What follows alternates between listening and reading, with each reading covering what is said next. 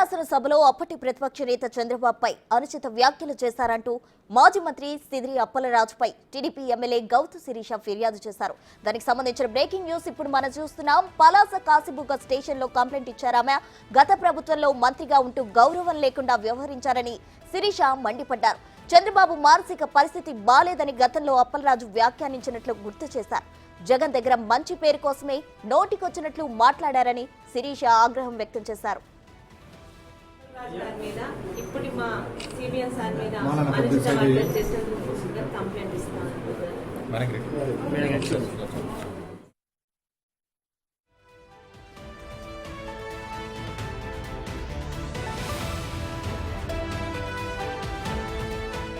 ముందాగా విమర్శలు ప్రతి విమర్శలతో సాగాల్సిన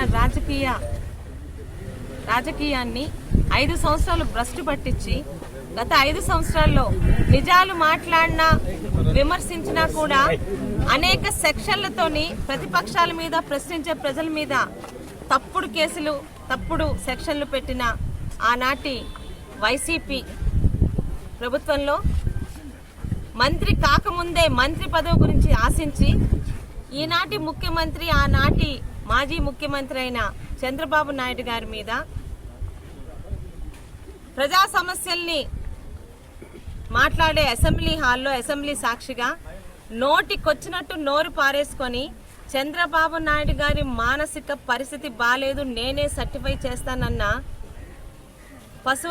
మాజీ పశువుల మంత్రి గారి మీద ఈరోజు పలాస టీడీపీ కుటుంబ సభ్యులందరూ పోలీస్ స్టేషన్లోని కంప్లైంట్ ఇవ్వడం జరిగింది. దాన్ని ఎఫ్ఐఆర్ కూడా రిజిస్టర్ చేయమని చెప్పాము, వాళ్ళు చేస్తారు. చెప్పేది ఏంటంటే అధికారంలో ఉంటాము, అధికారంలో ఉండము, కానీ ప్రజల్లోని ఇప్పుడు ఉండాలంటే కొన్ని విలువలతో చూస్తున్న రాజకీయాలు చేయాలి. నోటు పారేసుకునే వాళ్ళకి మంత్రి పదవులు ఇస్తానని చెప్పిన జగన్మోహన్ రెడ్డి ప్రాపకం కోసం విజనరీగా కీర్తించబడుతున్న చంద్రబాబు నాయుడు గారి మీద ఈయన ఒక డాక్టర్ అట, ఈయన సర్టిఫై చేస్తే చంద్రబాబు నాయుడు గారి మానసిక స్థితి బాలేదంట, ఆయన్ని హాస్పిటల్కి పంపించి సర్టిఫై చేశాక చంద్రబాబు నాయుడు గారు అసెంబ్లీ హాల్లో రావాలని నోరు పారేసుకున్న అప్పలరాజు గారి మీద మేమందరం కంప్లైంట్ ఇవ్వడం జరిగింది. ఖచ్చితంగా దీన్ని ఎఫ్ఐఆర్ కూడా బుక్ చేస్తారు. లీగల్గా చట్టపరంగా ఆయన మీద ఎటువంటి యాక్షన్ తీసుకోవాలో చట్టం ప్రొసీడ్ అవుతుంది. గత శాసనసభలో అప్పటి ప్రతిపక్ష నేత చంద్రబాబుపై అనుచిత వ్యాఖ్యలు చేశారంటూ సిద్రి అప్పలరాజుపై TDP MLA Gouthu Sireesha complaint చేయడం జరిగింది. దీనికి సంబంధించిన డీటెయిల్స్ మా ప్రతినిధి రాము అందించడానికి సిద్ధంగా ఉన్నారు. రాము, చెప్పండి. అయితే ఇప్పటికే పోలీస్ స్టేషన్ లో కంప్లైంట్ చేశారు, దాన్ని ఎఫ్ఐఆర్ కూడా ఫైల్ చేయమని చెప్తామంటూ గౌతు శిరీష చెప్పడం జరిగింది. ఓవరాల్ డీటెయిల్స్ ఏంటి?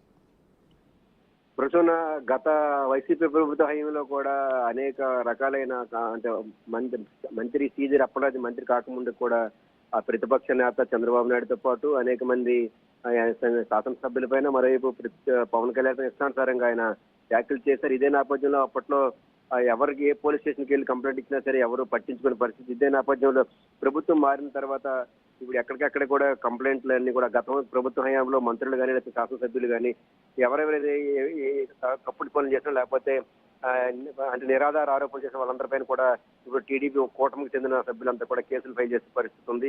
ఇదే నేపథ్యంలో పలాసకు చెందిన ప్రస్తుత ఎమ్మెల్యే శిరీషాను కూడా గతంలో మాజీ మంత్రి సిద్రి అప్పలరాజు అనేక విధాలకు ఇబ్బంది పెట్టాడు, అనేక రకాలైన కామెంట్లు చేశాడు. మరోవైపు ఆవిడ తాలూకా ఫోటోలు తీసి మార్పింగ్లు చేస్తూ అనేక ఇబ్బందులు పెట్టడం జరిగింది. ఆ టైం అదే నేపథ్యంలో ఆవిడ ఆ మంత్రి సిద్రి అప్పలరాజు అక్కడ ఉన్న చూసుకుంటాన్ని అమలకొండను కూడా ఆక్రమించాడంటూ కూడా అప్పుడు అంటే మంత్రిగా ఉన్న సమయంలో కూడా సిద్రి అప్పలరాజు చేసిన కొన్ని అవినీతి కార్యక్రమాలను కూడా శిరీష అయితే అప్పుడు వెలుగెత్తి చేరడం జరిగింది. అయితే ఈ నేపథ్యంలో అదే నేపథ్యంలో అప్పుడు మంత్రిగా ఉన్న సిద్రి అప్పలరాజు కూడా శిరీషాను కూడా టార్గెట్ చేస్తారు. మరోవైపు చూస్తే గత అసెంబ్లీ టైంలో కూడా ఎవరైతే ప్రతిపక్ష నేత ఇప్పుడు ముఖ్యమంత్రి చంద్రబాబు నాయుడుపై కూడా అనుచిత వ్యాఖ్యలు చేశారు. చంద్రబాబు నాయుడు కూడా అప్పుడు వైసీపీ ప్రభుత్వ హయాంలో జరిగిన అవినీతి పైన అన్నిటిపైన కూడా ఆయన విమర్శించడం జరిగింది. ఇదే నేపథ్యంలో ఆయన్ని కూడా మొత్తం అప్పుడున్న మంత్రులంతా కూడా టార్గెట్ చేయాలి. అదే మంత్రుల్లో ఒకరైన సిద్రి అప్పలరాజు కూడా చంద్రబాబు నాయుడుపై టార్గెట్ చేశారు. చంద్రబాబు నాయుడు తనకి మానసిక పరిస్థితి బాగాలేదు, నేను ఒక డాక్టర్గా ఆయనకి సర్టిఫికేట్ చేస్తాను, ఆయన మానసిక పరిస్థితి బాగాలేక ఆయన ఇష్టానుసారంగా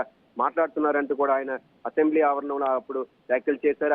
అదే నేపథ్యంలో ఇప్పుడు కూటమి ప్రభుత్వం వచ్చిన తర్వాత శిరీష అటువంటి ఒక విజనరీ లీడర్ని ఇటువంటి ఎవరిపైన కూడా అనుచిత వ్యాఖ్యలు చేస్తే వ్యక్తి కాదు. అటువంటి వ్యక్తి పైన ఆయన ఆ రోజు వ్యాఖ్యలు చేస్తారు. ఖచ్చితంగా ఆయనపై కేసు నమోదు చేయాలంటే కూడా ఈరోజు ఆవిడ కాశీబగ్గ పోలీస్ స్టేషన్ లో ఆవిడ ఫిర్యాదు చేశారు. అయితే అక్కడున్న పోలీసులు కూడా ఫిర్యాదు కాపీని కూడా నుంచి ఎట్టి పరిస్థితులు కూడా ఆయన ఎఫ్ఐఆర్ నమోదు చేయాలని చెప్పారు. అయితే ప్రస్తుతంగా అయితే ఎఫ్ఐఆర్ నమోదు చేయకుండా ఖచ్చితంగా ఎఫ్ఐఆర్ నమోదు చేస్తారంటే కూడా సీరియస్ గా చెప్పడం జరిగితే గత ప్రభుత్వ హయాంలో కూడా మంత్రి శ్రీధర్ అప్పలరాజు నోటికి అదుపు లేకుండా పోయింది. ఇష్టానుసారంగా ఆయన వ్యాఖ్యలు చేశారు. ఎక్కడైనా ఎవరిని అడిగినా లేకపోతే ఎవరైనా ప్రశ్నించినా సరే ఆయనపై దాడులు కేసులు పెడుతూ ఇష్టాంతానికి ఇబ్బందులు పెట్టారు. ఖచ్చితంగా అటువంటి వ్యక్తులపైన తప్పుడు మాట్లాడిన తప్పులు కేసులు పెట్టిన వ్యక్తులపైన ఖచ్చితంగా చర్యలు ఉండాలంటే ఆమె ఆగ్రహం వ్యక్తం చేశారు. ఇదే నేపథ్యంలో కూడా నిన్న కూడా ఆవిడ కలెక్టర్ కూడా ఫిర్యాదు చేశారు. అయితే శ్రీధర్ అప్పలరాజు హయాంలో జరిగిన అవినీతిపై కూడా దర్యాప్తు జరపాలని కూడా ఆవిడ నిన్న కలెక్టర్ కూడా ఫిర్యాదు చేయడం జరిగింది. మరి మొత్తం మీద చూస్తే అధికారం వచ్చిన తర్వాత గతంలో శిరీషని అప్పలరాజు ఏ విధంగా ఇబ్బంది పెట్టాడో ఖచ్చితంగా వాటికి తిరిగి రివెంజ్ తీసుకోవాలనే పొజిషన్ లో ఒకవైపు అభివృద్ధిపై దృష్టి పెడుతున్న మరోవైపు కూడా పలాస నియోజకవర్గంలో అప్పలరాజు చేసిన అవినీతి మీద కూడా ఖచ్చితంగా బయటకు తేవాలి, ఆయన అవినీతిని బయట పెట్టాలంటూ కూడా శిరీష టార్గెట్ చేయడం జరిగింది. ఈ నేపథ్యంలో చంద్రబాబు నాయుడుపై చేసిన వ్యాఖ్యలకు సంబంధించి ఈ రోజు కాశీబుగ్గ పోలీస్ స్టేషన్ లో ఫిర్యాదు చేశారు. పోలీసులకు కూడా ఎఫ్ఐఆర్ నమోదు చేయాలి. దీనిపైన సెక్షన్ 10, 11, 21 సెక్షన్ల కింద ఇండియన్ పీనల్ కోడ్ ప్రకారం కేసులు నమోదు చేసి ఆయనపై చర్యలు తీసుకోవాలి. తప్పుడు ఆ నిరాధార ఆరోపణలు చేసిన చంద్రబాబు నాయుడుపై ఆరోపణలు చేసిన శ్రీధర్ అప్పలరాజు మీద చర్యలు తీసుకోవాలంటే ఆవిడ కూడా ఫిర్యాదులో పేర్కొనడం జరిగింది. Right Ammu, thank you.